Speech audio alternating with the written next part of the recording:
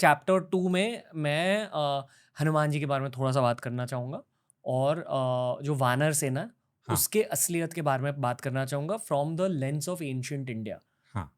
वानरों के बारे में लोगों को बहुत प्रश्न होते हैं, तो सबसे पहले हम देखते हैं वानर थे कौन? जी। कई लोग कहेंगे इसमें समस्या क्या है? वानर का अर्थ है बंदर, उनकी पूँछ थी, क्या समस्या है? और वाल्मीकि जी ने वानर ही नहीं और भी शब्दों का प्रयोग किया है, हरि, कपि, शाखा, मृगाः, प्लवंगमाः, सारे शब्द वानरों को ही दर्शाते हैं। जी।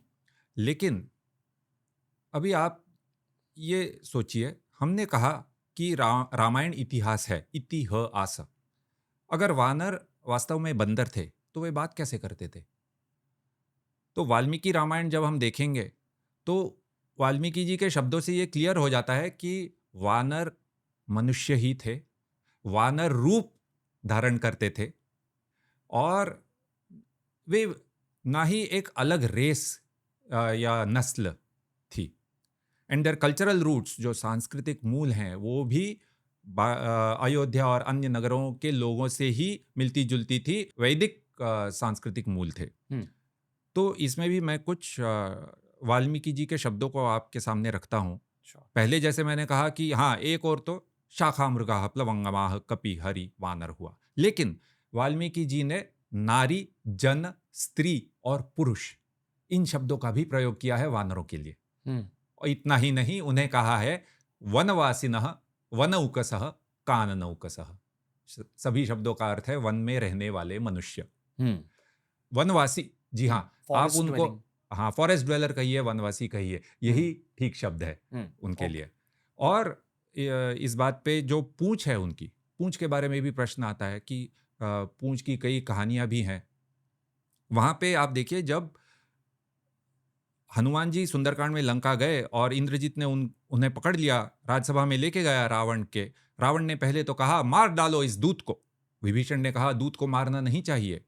तब रावण ने कहा कपीनां किल लांगूलम इष्टम भवति भूषणम तदस्य दीप्यताम शीघ्रम तेन दग्धेन गच्छतु। इन वानरों की जो पूंछ है, ये एक आभूषण है और ये इन्हें बहुत प्रिय है। क्या कहा? आभूषण, कपीनां किल लांगूलम इष्टम भवति भूषणम। हुँ। इसलिए इस वानर की पूंछ में आग लगा दो और इसे नगरी में घुमाओ। तो रावण ने भी इसे एक आभूषण कहा है, जिसे वे हटा सकते थे। और पहली बार जब श्री राम और लक्ष्मण जी ऋष्यमुख पर्वत के पास आए, सीता जी का अपहरण हो गया था, वे उन्हें ढूंढते हुए दक्षिण दिशा में आए। ऋष्यमुख पर्वत के पास सुग्रीव और हनुमान जी ने उन्हें आते देखा। तब सुग्रीव ने हनुमान जी को कहा, जाओ उनसे बात करके आओ। और ये भी कहा प्राकृतेनैव गत्वा, अपने प्राकृतिक रूप में जाना। तो फिर कपि रूपम परित्यज्य भिक्षु रूपम ततो भेजे। हनुमान जी ने अपना कपि रूप छोड़ दिया और एक भिक्षु के रूप में गए। मतलब क्या? मतलब अपना वानर वेश हटा दिया। तो पॉइंट इज कि ये जो वेश था, वे हटा सकते थे। हुँ। युद्ध के पहले भी श्री राम ने सब वानरों को कहा अपना वानर वेश मत हटाना। क्यों? क्योंकि ये एक भयानक युद्ध होने वाला था, जिसमें कौन किसके साइड से है वो तो पता चले। तो कोई भी अपना वानर वेश न हटाए। और जब अंत में राज्याभिषेक हुआ और कुछ वानर अयोध्या आए, तब उन्होंने अपना वानर वेश हटा दिया था। मैं ये सब इसलिए बता रहा हूं कि वो एक वेश था जो वे हटा सकते थे। हुँ। हुँ।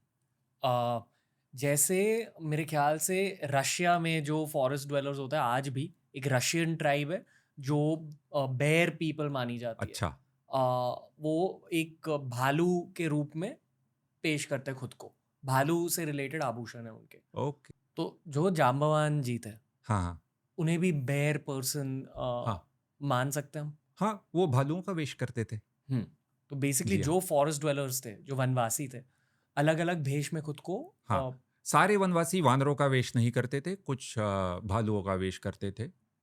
वनवासी समुदाय जो होते हैं, उन्हें जो भी नेचुरल पावर है, जिसके प्रति उन्हें आदर है, हुँ।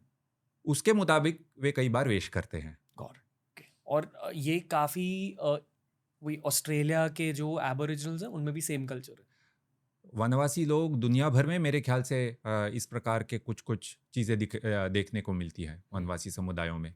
ओके। हाँ, अ, और एक बात मैं ये भी कहूँगा कि ये मैं जो कह रहा था कि ये पिछड़े नहीं थे, ये समझना महत्वपूर्ण है। ज्ञान की दृष्टि से भी हनुमान जी का ज्ञान तो हम सभी जानते हैं, लेकिन सिर्फ हनुमान जी नहीं, सुग्रीव का भी ज्ञान था, भूगोल का ज्ञान था, तारा को भी ज्ञान था, धर्म का ज्ञान था। तो कई बार पॉपुलर वर्जन्स में सिर्फ उनके फिजिकल स्ट्रेंथ, शक्ति के बारे में बताया जाता है। वो तो सच है ही, लेकिन उसके साथ साथ उनकी बुद्धिमत्ता को भी भूलना नहीं चाहिए। करेक्ट। ओके। तो ऐसे थे वानर। और वानरों का एक बात हमें ये भी देखने को मिलती है कि वे मौज मस्ती बहुत करते थे, मजे में रहते थे।